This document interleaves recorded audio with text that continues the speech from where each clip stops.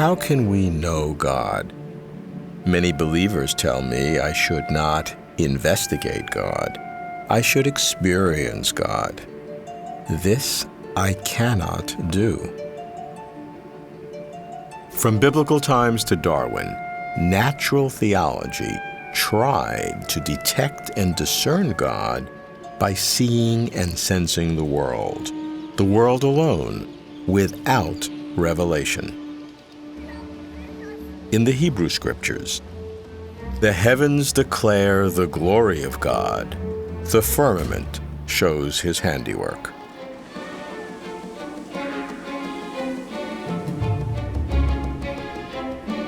In the New Testament, for the invisible things of God, from the creation of the world are clearly seen, being understood by the things that are made. But after Darwin's theory of evolution, natural theology was rejected, discarded, even ridiculed. So why now its surprising revival? I'm Robert Lawrence Kuhn, and Closer to Truth is my journey to find out why.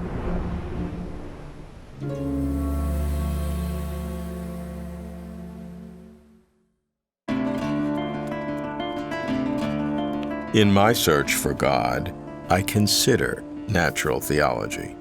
That's why I start in Cambridge, England, with John Polkinghorne, a quantum physicist who became, remarkably, an Anglican priest. John's a leader in exploring the relationship between science and theology. And if natural theology has any truth value at all, it must be grounded in science. John, you've talked about science and religion as intellectual cousins. Yep. What do you mean by that? Well, I mean by that they're both concerned with the search for truth, but obviously with different kinds of truth. Science is looking at the world objectively, asking how things happen. Religion is asking the deeper question of why things are happening. And science is very successful in its own domain, but it leaves many questions unanswered. Let's talk specifically. What are some examples? Well, one example would be actually a very simple question, namely, why is science possible at all? Yeah. I mean, obviously, we've got to understand the everyday world to survive in it, but why can we understand, for example, the quantum world? I was a quantum physicist. The quantum world is quite different from the world of every day, and we need to think in different ways about the quantum world, but we're able to do that. And not only are we able to do that, but it's mathematics, that most abstract, really, of human forms of inquiry, which is the key to unlocking the secrets of the quantum world.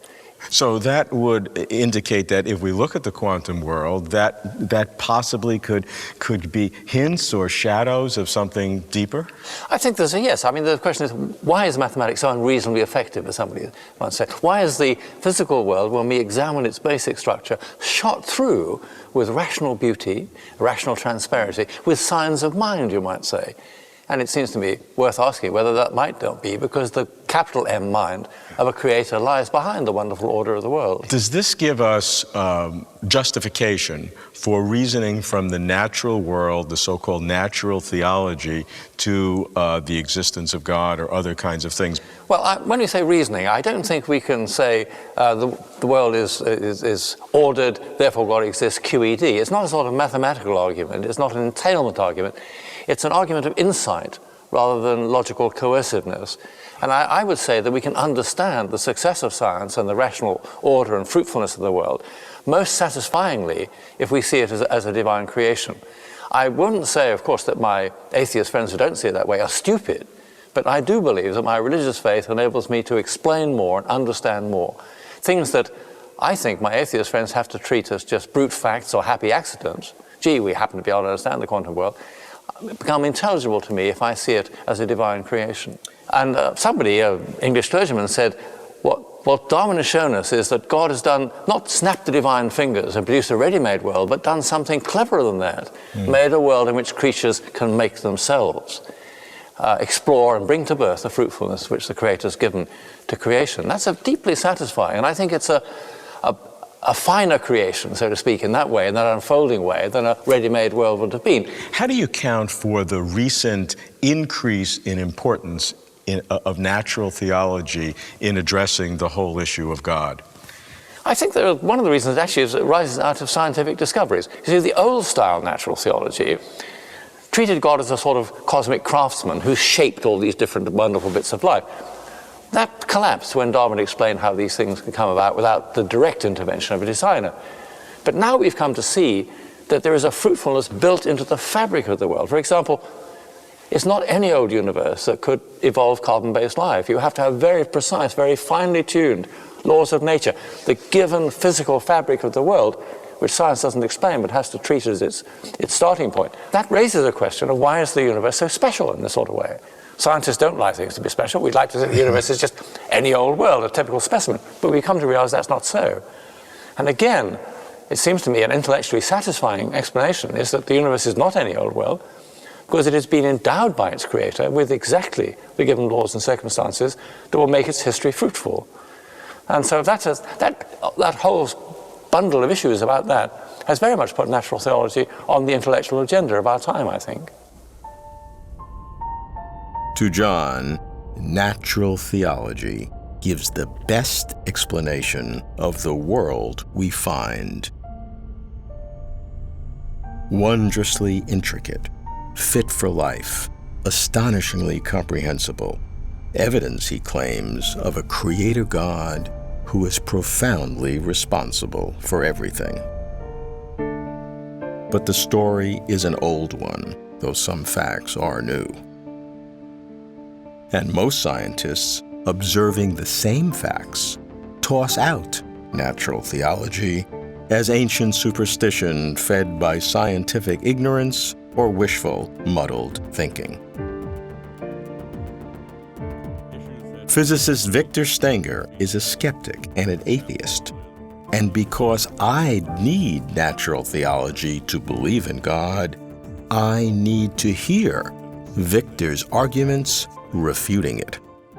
I think that if you found the evidence in nature for God, then scientists would have to go along with it. And there have been many points throughout history where natural arguments were very good arguments for the existence of God. Often you'll hear creationists will say, well, evolution is not a good theory because it's not falsifiable. Well, it's eminently falsifiable. You could think of any number of ways. Fossils could be discovered out of order, and so on. So the story of natural theology, evolution was one part of it that could have been provided ample evidence for God, and quite the contrary. Now we look at it as evidence against God. The argument for the creation requiring outside forces was a good argument until cosmology came along in the 20th century and showed that it could be perfectly natural. We can't prove that it happened any one of these ways, but we certainly have a plausible explanation that solves the God of the gaps problem. The God of the gaps is the argument that if you can't explain something in science, and therefore you need God to explain it.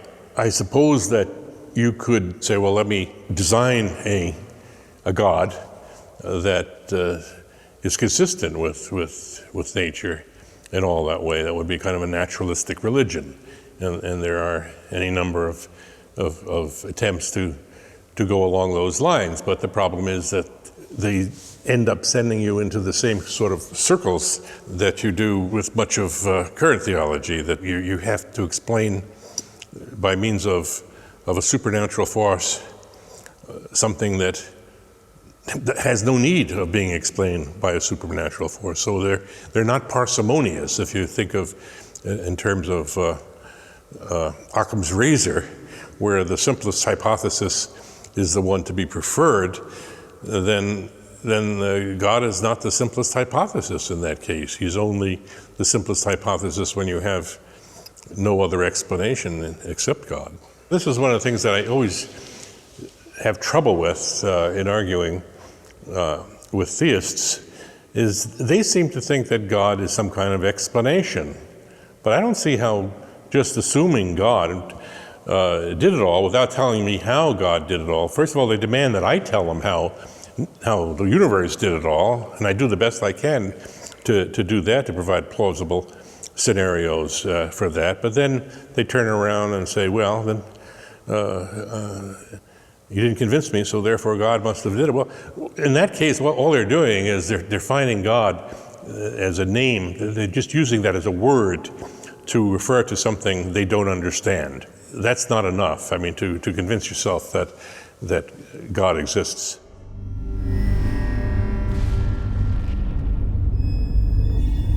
Victor dismisses natural theology as really just a fancy name for God of the gaps. If we don't understand something, exclaim, God did it.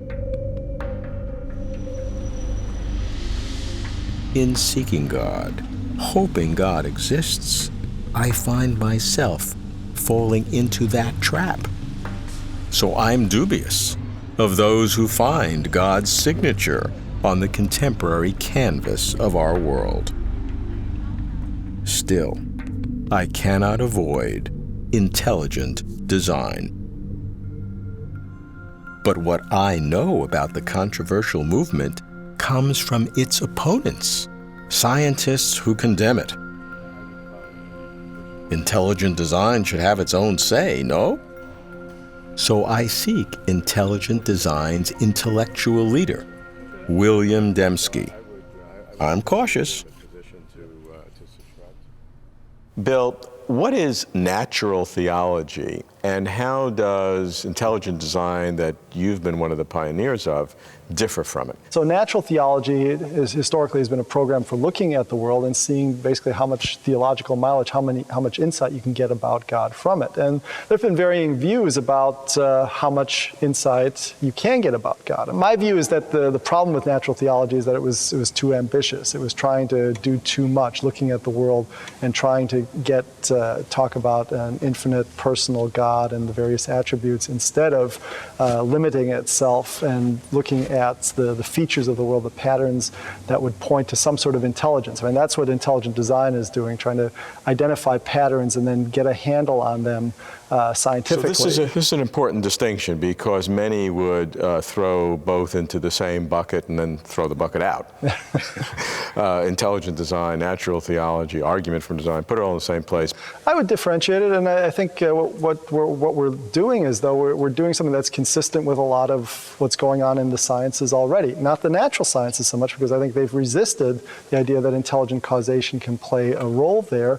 But you look at various special sciences, archaeology, the search for extraterrestrial intelligence, forensics, where you're looking, I mean, the idea is that there can be natural forces at play and intelligent causes. And, can we distinguish those? What's doing what? Is it an arrowhead? Is it just a chunk of rock? Is that signal from outer space? Is it from an alien intelligence, or is it just a naturally produced radio signal? There are many contexts in which we draw those distinctions, do so reliably, and they don't raise controversy. I think the reason they raise controversy, though, when we start trying to push these ideas into the natural sciences, because then who or what might that intelligence be? And I think you have to understand, for the materialist, intelligence is not something that's fundamental. It's not something that starts the world off. Intelligence, from a strict Darwinian evolutionary perspective, is, as it were, an afterthought or byproduct of natural history. Still, it seems one could ask the question, well, what if it is fundamental? I mean, if we're going to consider all the logical possibilities, one possibility is that intelligence is fundamental. I mean, certainly lots of philosophical and religious traditions that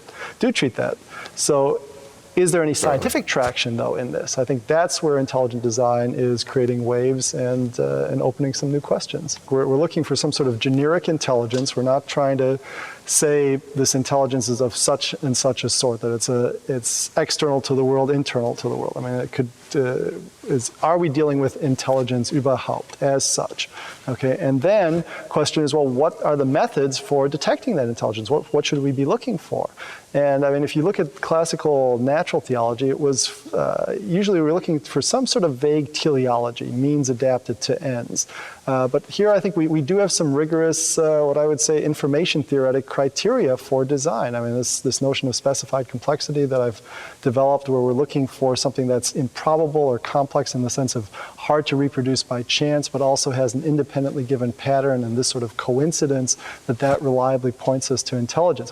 But bottom line, it seems to me, is that intelligent design is saying that there are reliable ways of identifying intelligence and not taking it further. Natural theology is a much more ambitious program. We can find some sort of indicators of intelligence, but that points us to the God, and let's get theological mileage out of it, and that's not what we're doing. Bill argues that intelligent design is both less ambitious and more rigorous than natural theology. Is this a distinction without a difference? Well, ID is less ambitious in that the traditional God cannot be specified as the intelligent designer, and more rigorous in that the intelligence can be tested by specific measures. Mainstream theologians eschew intelligent design, but do they defend any natural theology? I go to Princeton Theological Seminary to speak with Wenzel van Huyssteen, a modern thinking theologian specializing in science and religion. Wenzel, can we infer from the natural world existences or meanings or purposes beyond the natural world? We cannot do old-style natural theology. There's no direct route from this world, however beautiful or awful, to God. So however nice it would be to make the kind of conclusions that yes, because of this and that, there is a God, I thought a more interesting way would be to turn it around and see what would happen if we replace natural theology with a theology of nature. And that is, as a theologian, approach some of the phenomena in our world and ask what could be their religious or even theological significance. So rather than using the natural world to determine whether there's a God, you're saying as a theologian, I believe in God, now let me look at the natural world and see what I can learn from it? Exactly. How does the kind of world we have, how did that kind of world give us the kind of minds that we got? Biology only takes us so far that there is something about human evolution that led to the evolution of consciousness, that led to a kind of cultural evolution that is very much embedded in our biology, but that also helps us to point beyond our biology and set goals and deal with issues of human uniqueness that are most probably not always clearly biologically explained. And that's where your theology would come in. Yes, but not only theology, I think also philosophy, art, ethics, all the issues that we deal with when we are trying to understand the human condition will fall under that rubric. So what I am arguing for is a view of science and religion that might find an issue to talk about and might find arguments, not knockdown empirical arguments always, but certainly historical plausible arguments for thinking again about some of the more spiritual dimensions of human existence. This, in a sense, is your revisioning of natural theology. Exactly. What I do not want to bring into this conversation is the kind of debate that would prove empirically that it makes sense to talk about God. I don't think one can do that. I also don't think that one can do the opposite of that. What I find much more interesting is looking from a faith perspective, what are the convergences out there? What is science telling me that might converge with some of my own deepest beliefs? And if it doesn't, I may be forced, as I've been, with the notion of the image of God, how do I rethink that? I'm not out to convert scientists. I'm trying to make sense of the world that is defined by science and technology from a faith perspective. What I don't believe is that any kind of old-style natural theology might work.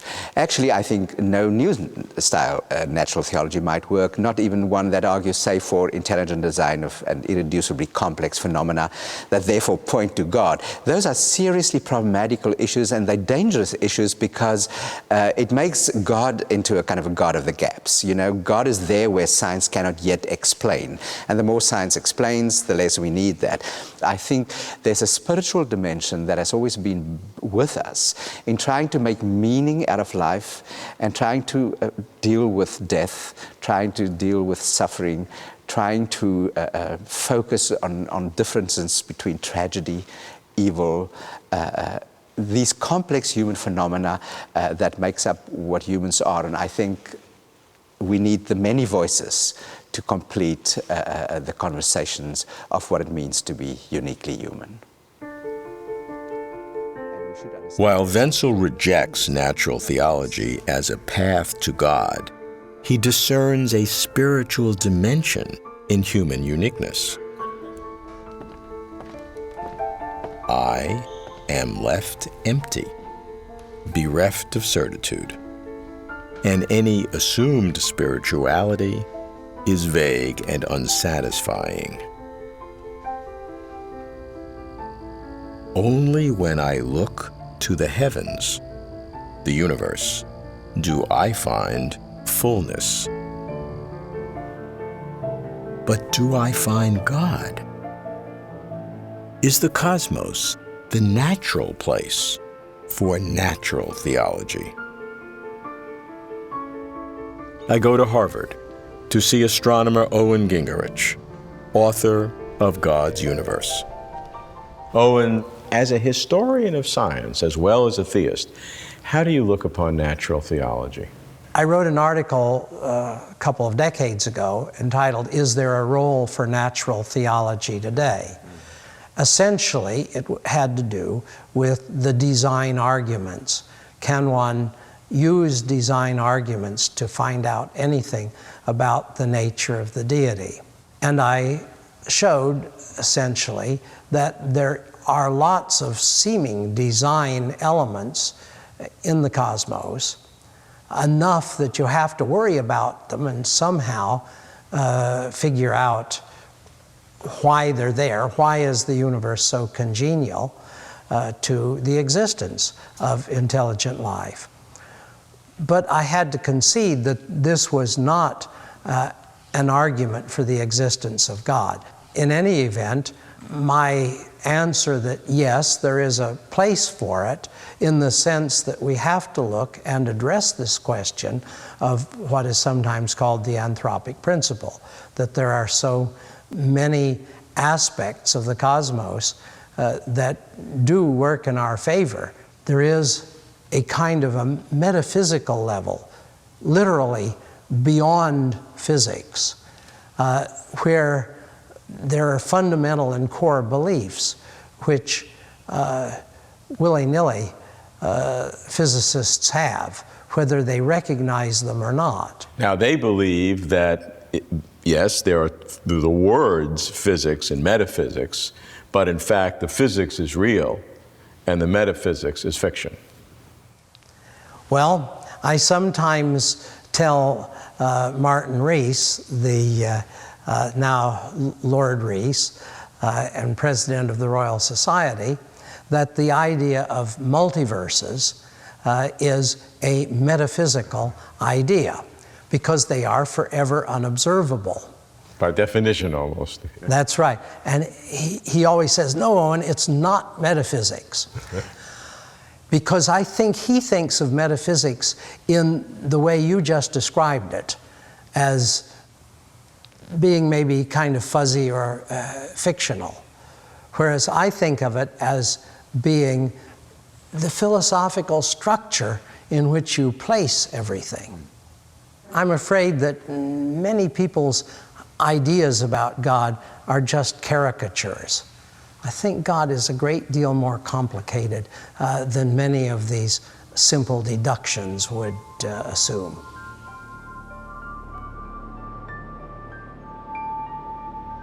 Natural theology flourished for millennia, reaching its high watermark in the early 19th century. But then came the tidal wave of Darwinism, which replaced supernatural design by natural evolution, so that natural theology was swamped and entombed. But natural theology was hibernating, not dead. Shocking atheists, it has had of recent date something of a resurrection, not in biology, where evolution accounts for life, but rather in cosmology, where a fine-tuned universe is required for life. Can natural theology prove that God exists? No, that's not possible. The best natural theology can ever do is to hold that certain phenomena of the world are more likely with God than without God. That's not bad, actually. Getting closer to truth.